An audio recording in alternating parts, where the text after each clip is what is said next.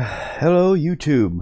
Alright, so I guess I'm waiting for people to hop on, whatnot. Seeing how that goes.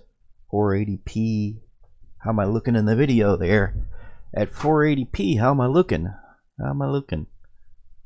I guess I look okay. It's decent video. I've got my bit rate set down to 1000. 1000 kilobytes a second. I'm just seeing how well it looks on the actual video stream. And it looks okay. It looks okay. So, I don't know if I should wait for people to kind of join me or whatnot, or just start talking. I don't know.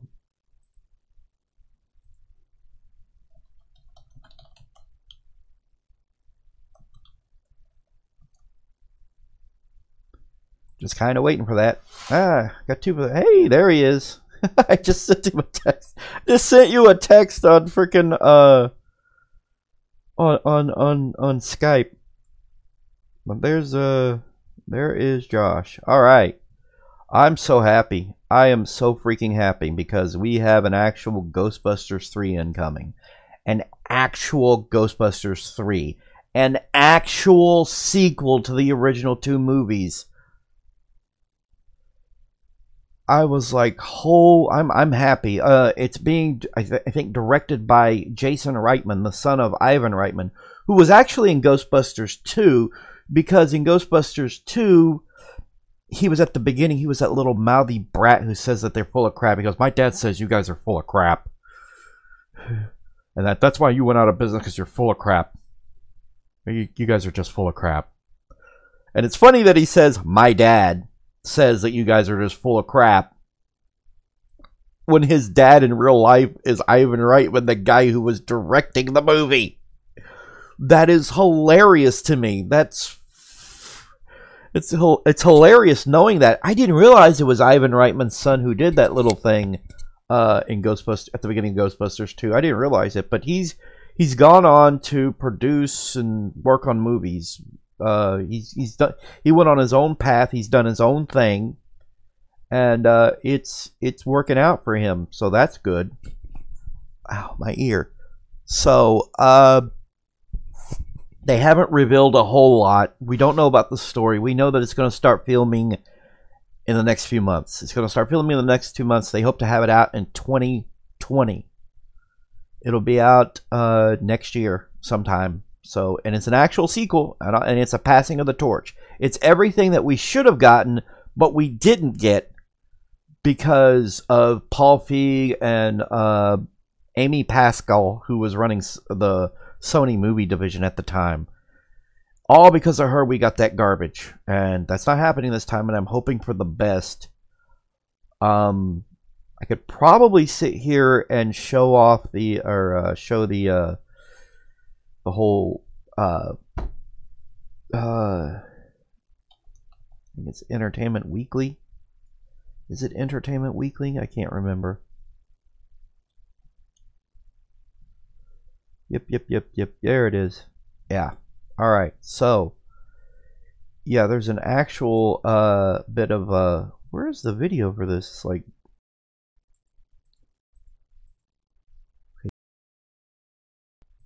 I have this news thing, but I don't have video for it. Nope, there is video capture. Why don't I see it? Let's remove it for a second. Yeah, I want to remove the video capture. Let's add a new video capture. Because that one couldn't see.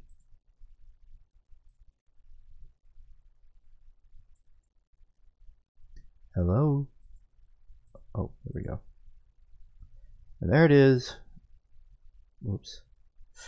And there it is, but it's like that. It's like, I think people would want to see me a bit more, but yeah, so here's the article. It's an exclusive with Entertainment Weekly, and I'm as happy as the next fan. And it's an article written by Anthony Bresnikan. Do you believe in UFOs, astral projection, mental telepathy, ESP, clairvoyance, spirit photography, telekinetic movement, full trance mediums, the Loch Ness Monster, and the theory of Atlantis? If so, good news. There is a new Ghostbusters movie in the works.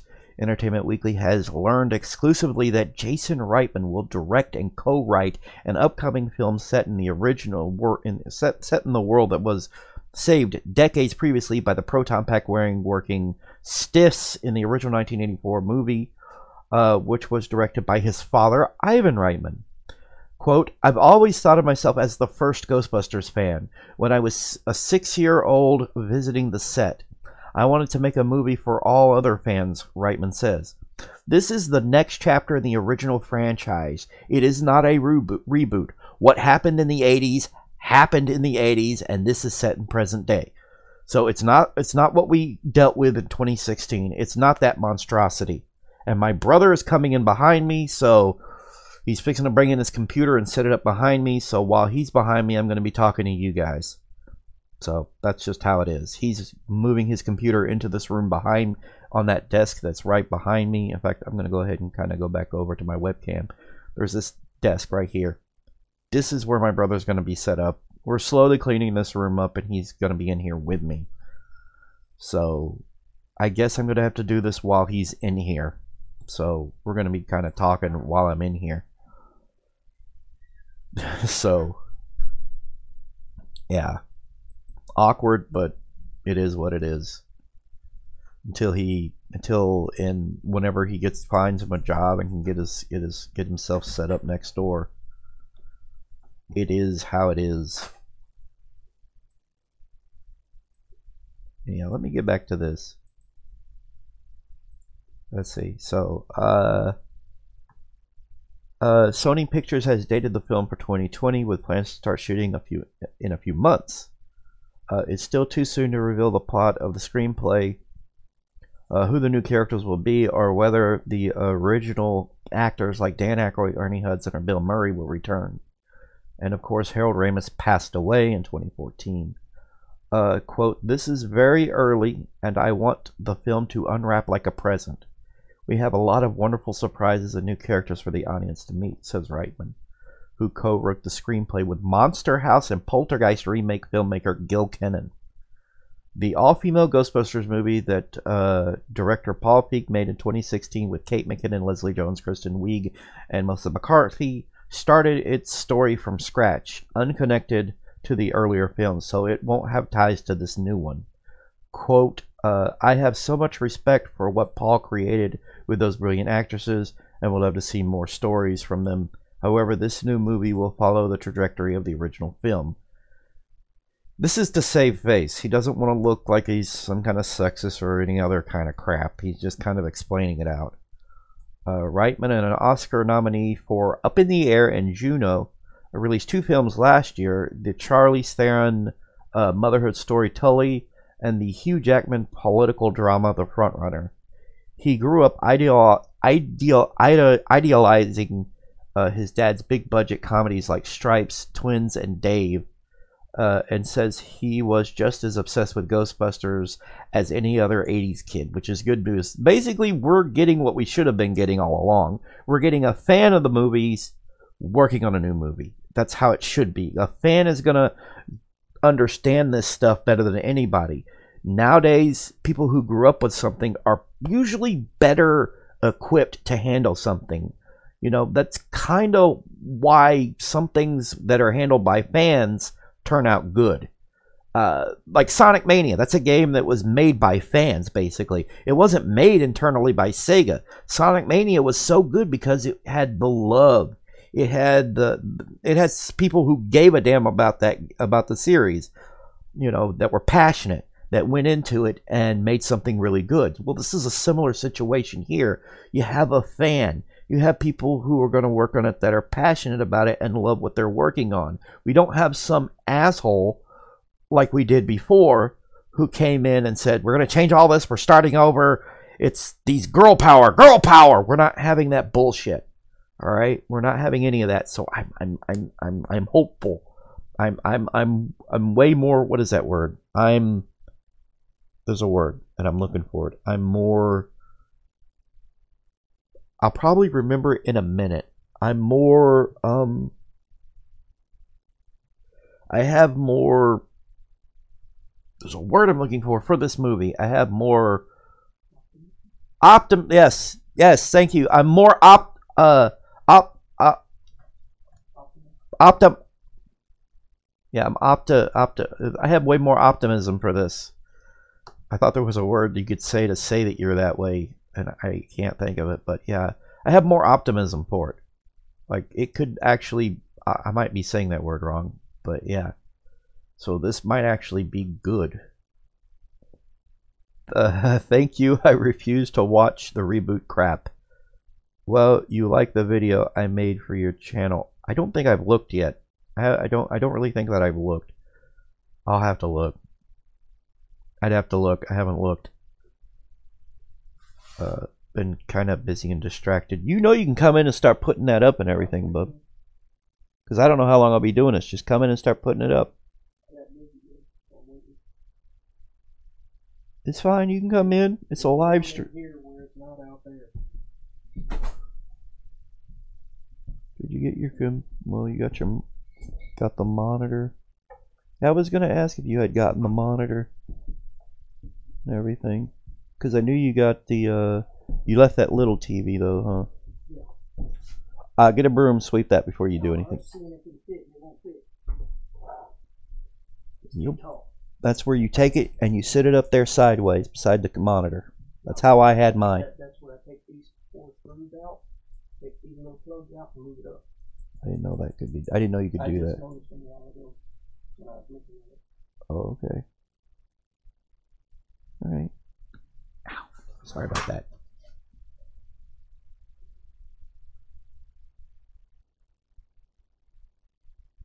The first Outlast or the second Outlast? The second Outlast is a dumpster fire.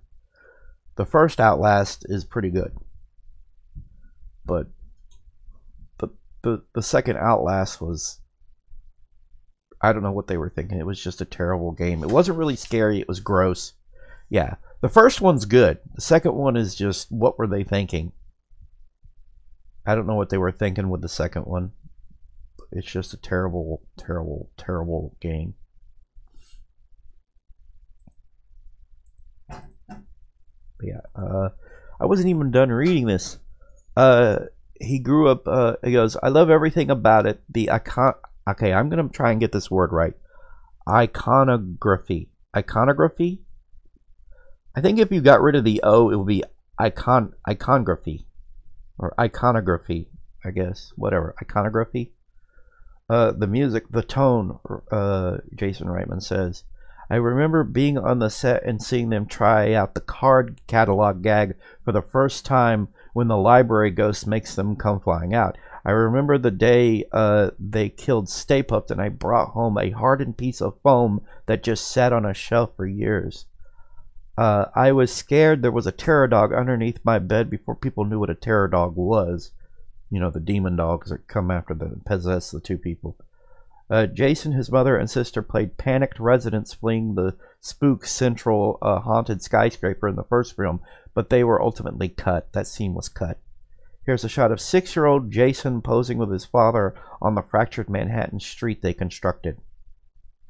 And that would be him right there next to him. It's this kid right there. That is Jason.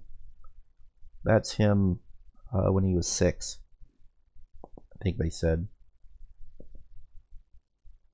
I think he was like 10 or something whenever. So he was 6 in 1984 when this movie came out. I'm guessing he was 4 or 5.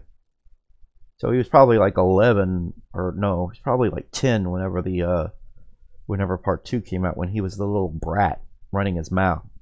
He goes, a few years later, the boy did get a laugh line in the 1989 sequel, playing a birthday boy who was unimpressed by the Ghostbusters. My dad says you guys are full of crap. I hated that kid. Ever since I was younger, I hated that whole scene. I wanted to slap that kid. How dare you? They're the Ghostbusters. They're awesome. But I didn't realize it was Ivan Reitman's own kid, so now I feel bad about it.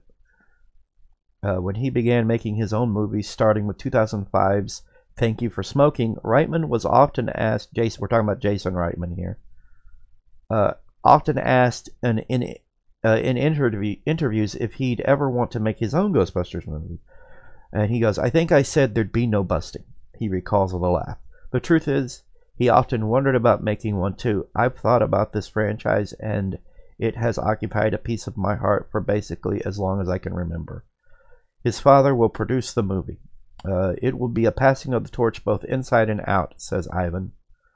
So Ivan says this, adding that he's touched his son wanted to join this part of the family business. Quote, it was a decision he had to come to himself. He worked really hard to be independent and developed a wonderful career on his own.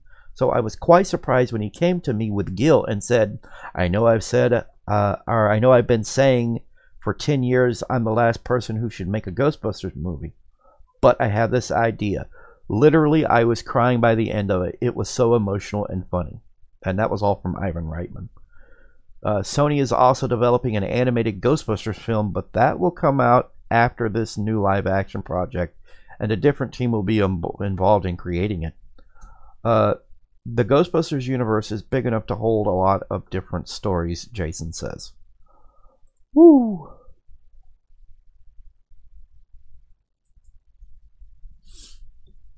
I did see the reboot of Ghostbusters, the 2016 Ghostbusters, and it is a dumpster fire.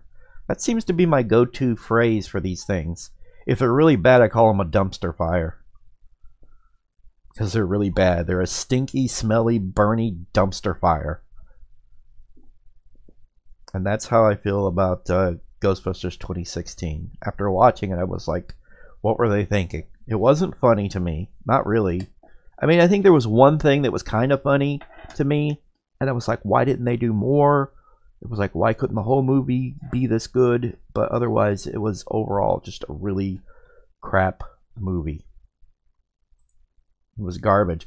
I even got into a argument with my brother's now ex-girlfriend over the fucking movie. She wanted to bring it up how much she loved it, and I'm sitting there just going all over it. I thought I already made it clear to her that I was a big-time Ghostbusters fan, and apparently I didn't. Yeah, because she couldn't believe what I was saying, and you don't want to get me started on it, because it was bad. It was really, really bad.